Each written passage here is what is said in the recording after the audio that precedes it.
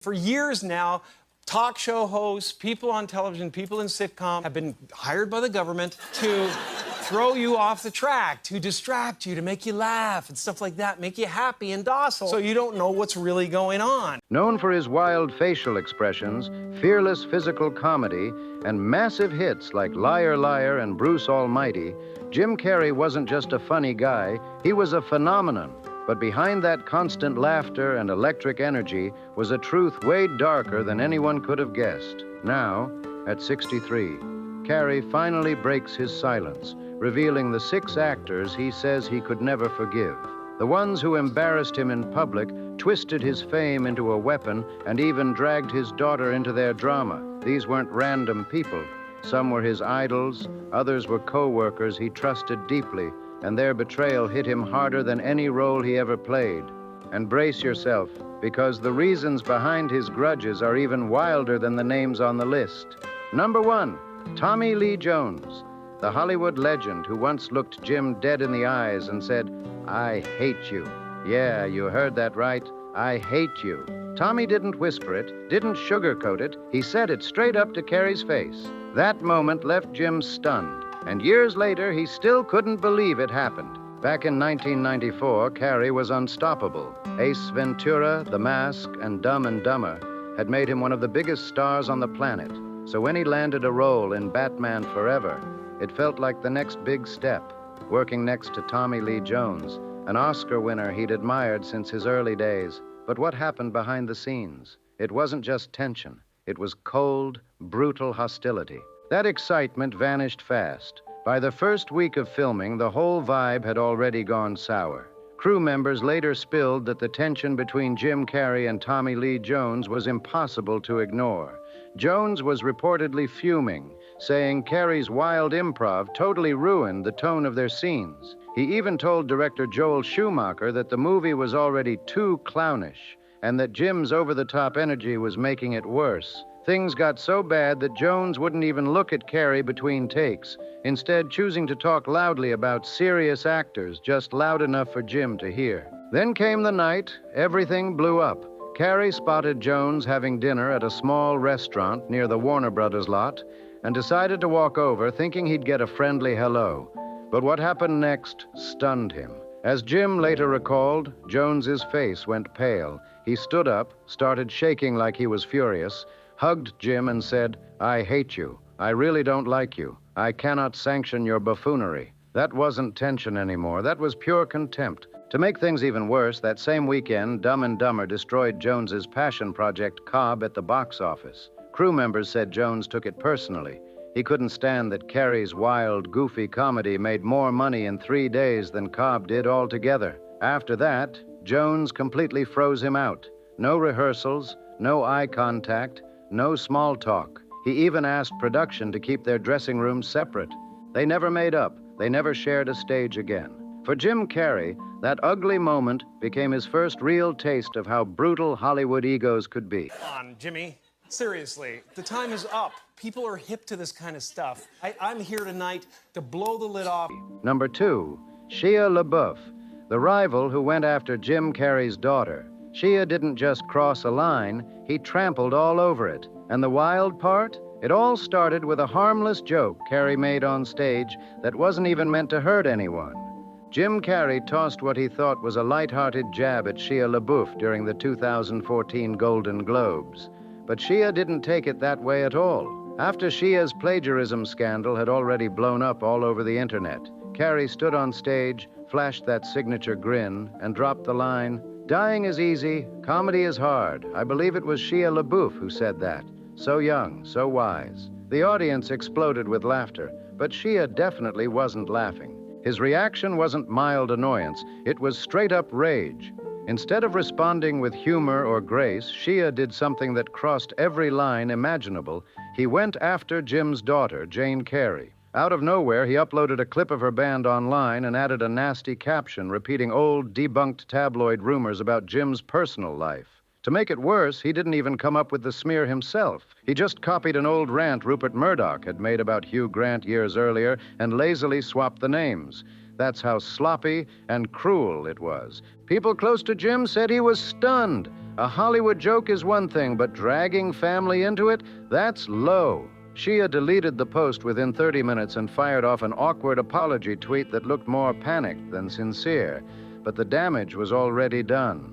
Carrey never spoke about it publicly again, and who could blame him? Then fans noticed something even weirder. Around that same time, Shia was following only one person on Twitter, Jane Carrey. The second he posted that attack, he quietly unfollowed her, like it never even happened. That strange little detail made the whole thing even creepier. It wasn't just anger. It was obsession mixed with resentment. From that moment on, Shia's name was permanently locked on Jim Carrey's blacklist. Oh, like you don't know what it is. You don't know. Jimmy Fallon doesn't know. David Letterman doesn't know. All the comics and show business don't know. Number 3, Jenny McCarthy, the relationship that turned into a full-blown battlefield. The name that hits Jim Carrey the hardest isn't a co-star or a rival, it's Jenny herself. This is the chapter he never talks about in interviews. The one story that still makes him tense up when it's mentioned. Their romance started like a perfect Hollywood headline. Funny guy meets funny girl, sparks fly, cameras can't get enough. But insiders say the trouble started shockingly early, long before the public had any clue things were going wrong. People who spent time around them in 2006 and 2007 said something felt off. Every date night somehow turned into an autism awareness meeting, a vaccine debate, or a full-blown strategy session for Jenny's activism.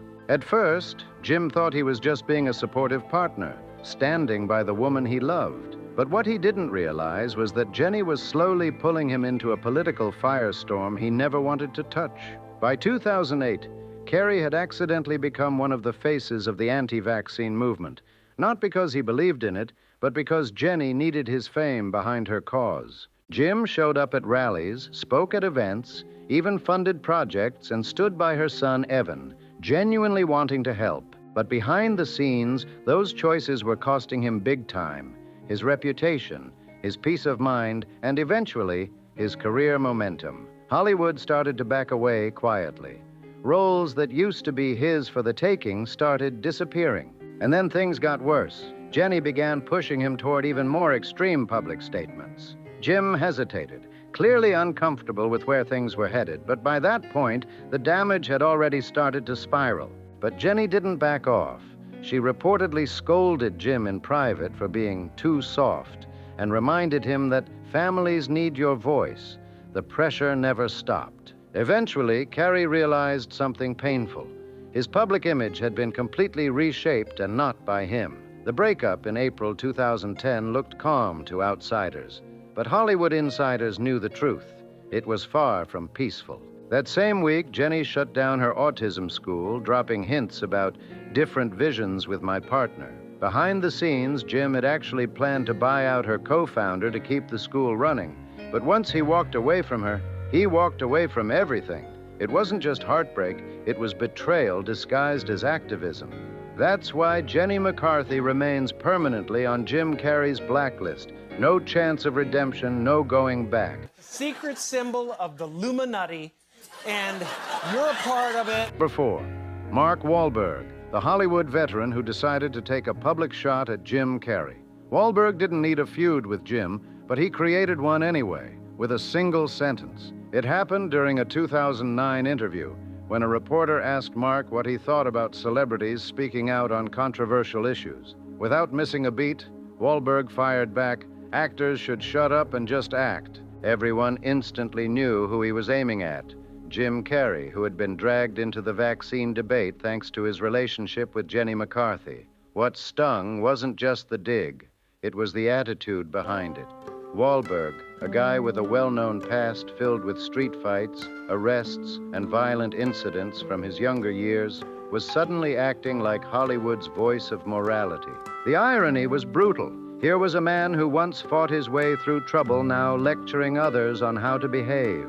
Carrey didn't respond publicly, but friends say he never forgot that moment. It was pure hypocrisy wrapped in a smug soundbite. Jim Carrey didn't fire back publicly, not because he agreed with Mark Wahlberg, but because he was stunned by the hypocrisy. Wahlberg had built his early image on rebellion, shock value, and controversy. Then, suddenly, he was scolding another actor for daring to speak his mind. Privately, Jim saw that remark for what it was, pure Hollywood politics dressed up as wisdom. But here's what the public didn't know. Wahlberg didn't stop there. A few months later, behind closed doors, he reportedly told people that Carrey was hurting the industry and making other actors look irresponsible. That comment spread through Hollywood like wildfire. Before long, Jim started noticing something. Fewer calls, fewer offers, and doors that used to be wide open suddenly staying shut. Meanwhile, Wahlberg's career was thriving. Movie after movie, endorsement after endorsement. It didn't take a genius to see what was going on. Wahlberg wasn't just criticizing Jim, he was protecting his own image by throwing someone else under the bus. And that's exactly why Carrey has never forgotten it. Not out of anger, but out of disappointment in how the industry really works. Number 5, the Kardashians, the fame empire Jim Carrey refused to celebrate. He never had a personal fight with them, yet somehow they still made it onto his blacklist. The whole thing started over one moment on a red carpet, a question that hit Jim the wrong way at exactly the wrong time. It was 2017 at a Harper's Bazaar event meant to celebrate so-called icons. A reporter rushed over, thrilled to grab a quick interview, and asked him what seemed like a harmless question. What brings you here tonight? That single question sparked one of Carrey's most viral moments ever and exposed exactly what he thought about Hollywood's obsession with empty fame. Jim Carrey's response made the reporter freeze on the spot. He looked straight into the camera and said, "I don't believe in icons. That's the lowest aiming possibility we could come up with."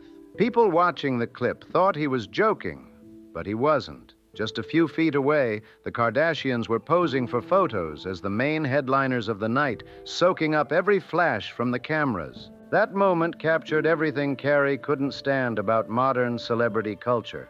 Fame that didn't come from art, skill, or talent, but from branding, influence, and image management. Seeing the Kardashians treated like royalty while real artists went ignored hit him hard. It was the final straw. Witnesses at the event said Jim looked genuinely disturbed, like he was watching a real-life version of The Truman Show. He reportedly muttered something like, "We're living in The Truman Show for real," before walking off. Right in the middle of the interview, cameras still rolling. That clip went viral within hours, and people couldn't decide if he'd lost his mind or finally said what everyone was thinking. But Carrey didn't back down. A year later, in an interview with Vanity Fair, he doubled down again, saying, "The phenomenon of the Kardashians, I don't think it's healthy for humanity." For him, they symbolized everything wrong with Hollywood, an industry that had traded authenticity for illusion. That was enough for Jim to shut the door on that world completely. No more fake smiles,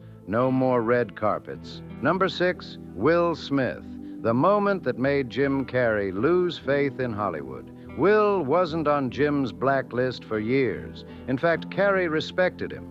But all that changed in a single night, a night watched live by millions. What shattered Jim wasn't just what Will did. It was how Hollywood reacted afterward. The Oscars, the so-called proudest night in the industry, turned into something he could never unsee. That night gave Jim Carrey all the proof he needed. The Hollywood system he'd worked in for over 40 years had completely lost its backbone. When Will Smith stormed onto that Oscar stage and slapped Chris Rock, Jim wasn't shocked by the slap itself. He knew people can snap under pressure. What really stunned him was what came after, a standing ovation. Carrey later spoke about it with deep disappointment in his voice, saying, "I was sickened. It was the clearest indication we're not the cool club anymore." That moment disgusted him. Not the violence, but the fake unity, the empty applause, the way everyone pretended it was normal just to protect their own image. For Jim, that was the breaking point. Hollywood's obsession with appearances had gone too far. Morality had become just another performance. What really made him snap, though, was hearing people backstage defend the whole thing. A crew member later told reporters that one actress said he was protecting his wife, like it was some kind of heroic act. That made Jim furious. The next morning, he dropped a statement that shook the entire industry. "If it were me, I'd have sued him for $200 million. That video's going to be there forever." He wasn't being dramatic. He was pointing out the hypocrisy in plain sight. Carrey saw it as the final mask slipping off Hollywood's face, exposing the truth he'd been hinting at for years. An industry more worried about optics than integrity. Any regular person who did something like that would have been escorted out in seconds. But a celebrity with power, they get a trophy and a standing ovation. That's the part that made Jim Carrey lose every ounce of faith he had left in the industry. In his eyes, Will Smith didn't just embarrass himself that night, he exposed exactly how rotten, shallow, and image-obsessed Hollywood had become. And now, with Jim finally revealing the 6 actors he'll never forgive, it's clear his story isn't just about personal grudges. It's about the price of truth in an industry built on pretending. So, which one of these shocking stories hit you the hardest? Drop your thoughts in the comments, share this video with your friends, and don't forget to like, subscribe, and turn on the bell for more wild Hollywood breakdowns.